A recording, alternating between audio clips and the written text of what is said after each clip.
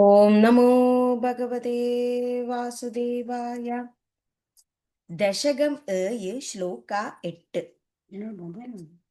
കാളാംബോധകളായ കോമളരുചി ചക്രേണ ചക്രം ദിശാം ആവൃണ്വാനം മുദാരമന്ദഹസിതസ്യന്ത പ്രസന്ന ആനനം രാജത്കമ്പുഗത അരിപങ്കജധര ശ്രീമദ്ഭുജാമണ്ഡലം സ്രഷ്ടുഃ തുഷ്ടികരം വപുഃ തവ വിഭോ മദ്രോഹം ഉദ്വാസയേത്.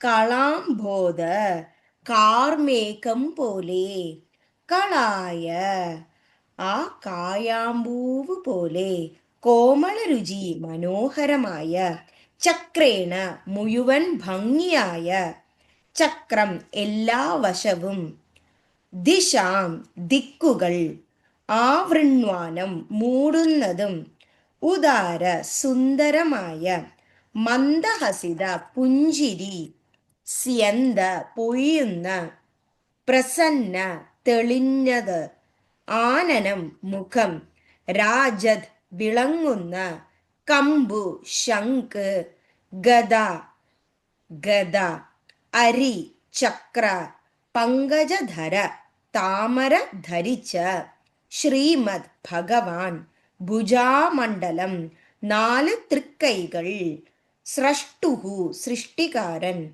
തുഷ്ടികരം സന്തോഷം നൽകുന്ന, വപുഹു തിരുവുടൽ, തവ ഭഗവാന്റെ, മദ് എന്റെ, രോഗം ശരീരരോഗം, ഉദ്വാസയേത് ഇല്ലാതാക്കണമേ. ഇവിടെ ബ്രഹ്മാവിന്റെ തപസ്സും വൈകുണ്ഠ ദർശനവും അതാണ് ഈ ദശകത്തിൽ വിശദീകരിക്കുന്നത്. ഭഗവാൻ ബ്രഹ്മാവിനെ അനുഗ്രഹിച്ച് അങ്ങനെ വൈകുണ്ഠത്തെ ദർശിപ്പിക്കുന്നു.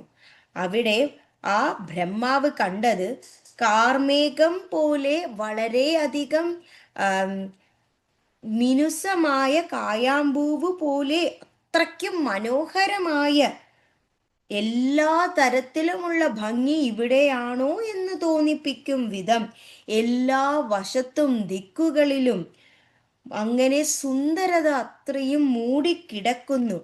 അത്ര എല്ലാ സ്ഥലത്തും പ്രസന്നമായ ആ ഒരു പുഞ്ചിരി പൊയ്യുന്ന ആ തെളിഞ്ഞ മുഖം, ഭഗവാന്റെ ആ മുഖം, വിളങ്ങുന്ന ആ മുഖത്തെയാണ് ബ്രഹ്മാവ് ദർശിച്ചത്.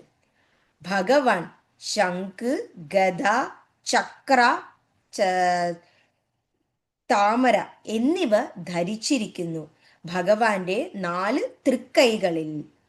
അതുപോലെ ആ സൃഷ്ടികാരനായ ബ്രഹ്മാവ് ഇതൊക്കെ കണ്ട ഉടനെ അത്രയധികം സന്തോഷാവനായി തീർന്ന് ഭഗവാന്റെ ആ തിരുവുടൽ അങ്ങനെ നേരിട്ട് ദർശിക്കുവാൻ സാധിച്ചു. അത്രയധികം അനുഗ്രഹം ചെയ്തു ബ്രഹ്മാവ്. ഇതുപോലെയുള്ള ഒരു അനുഗ്രഹം എനിക്കും തരണമേ എന്നാണ് ഇവിടെ തരണമേ എന്നു മാത്രമല്ല, എൻ്റെ ശരീര രോഗത്തെയും ഇല്ലാതാക്കണമേ എന്ന് ഭട്ടതിരി ഇവിടെ പ്രാർത്ഥിക്കുന്നു. കാളാംബോധകളായ കോമളരുചി ചക്രേണ ചക്രം ദിശാം ആവൃണ്വാനമുദാരമന്ദഹസിതസ്യന്ത പ്രസന്നാനനം രാജത്കമ്പുഗദാരി പങ്കജധര ശ്രീമദ്ഭുജാമണ്ഡലം സ്രഷ്ടുസ്തുഷ്ടികരം വപുസ്തവ വിഭോ മദ്രോഗമുദ്വാസയേത്. സർവത്ര ഗോവിന്ദ നാമ സങ്കീർത്തനം. ഗോവിന്ദ ഗോവിന്ദ.